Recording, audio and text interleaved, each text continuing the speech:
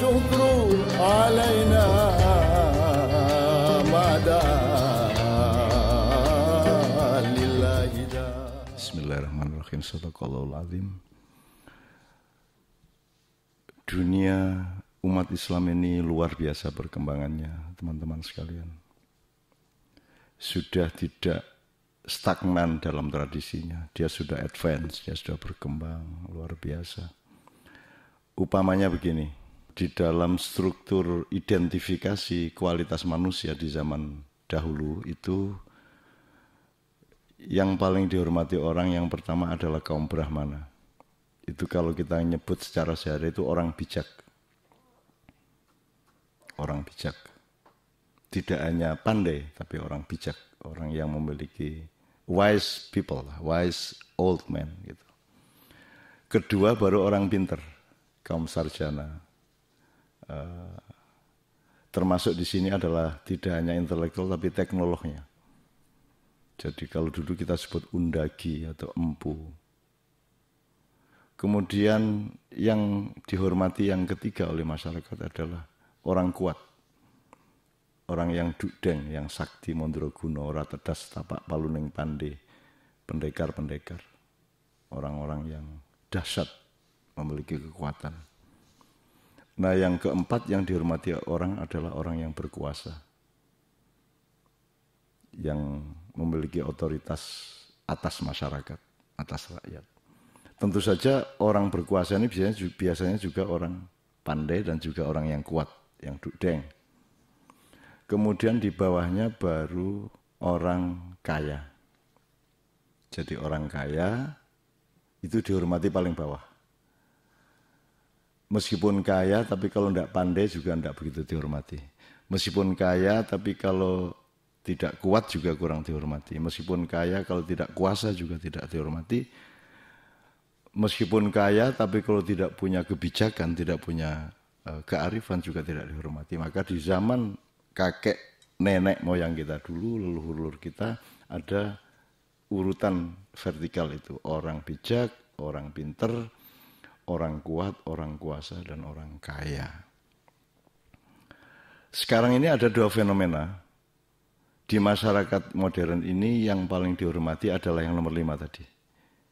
Orang kaya. Ini fenomena pertama, orang kaya. Jadi semua orang ingin kaya, semua orang ideologinya dan agamanya adalah materialisme.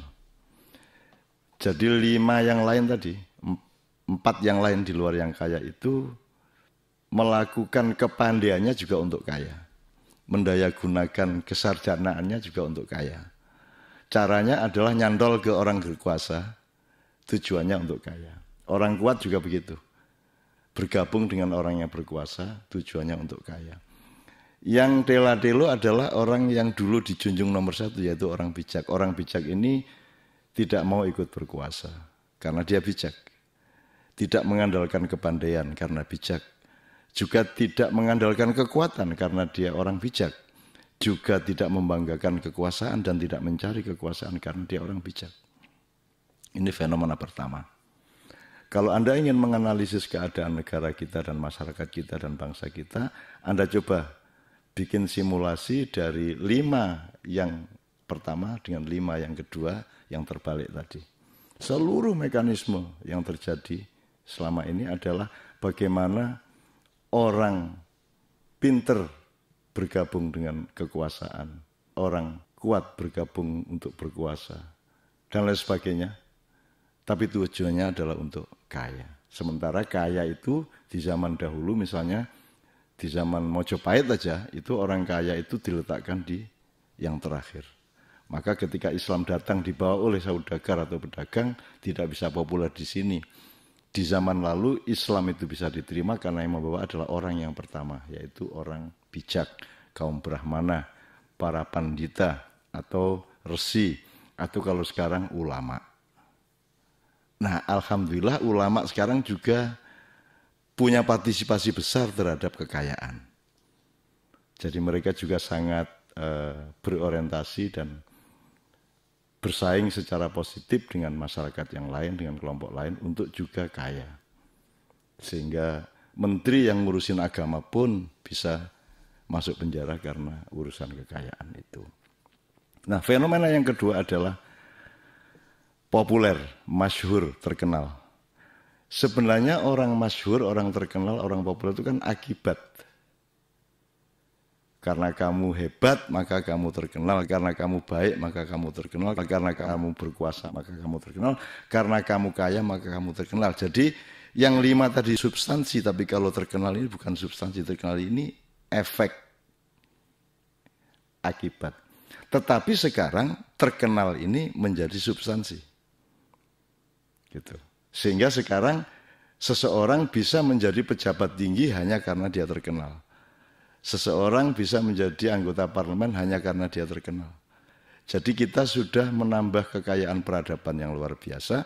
Tidak hanya orang bijak, orang pintar, orang kuat, orang berkuasa, dan orang kaya. Sekarang orang terkenal itu menjadi substansi utama juga.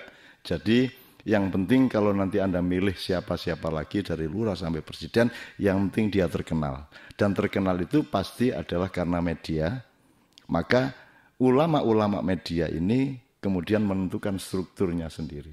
Jadi kita semua adalah penyembah media atau penyembah siapa saja yang berada di balik media itu. Nah, alhamdulillah saya dan semua teman-teman saya menghindar dari media, kecuali yang masih perlu ditolong yang kecil-kecil di tempat-tempat yang sifatnya lokal dan daerah-daerah. Assalamualaikum warahmatullahi wabarakatuh.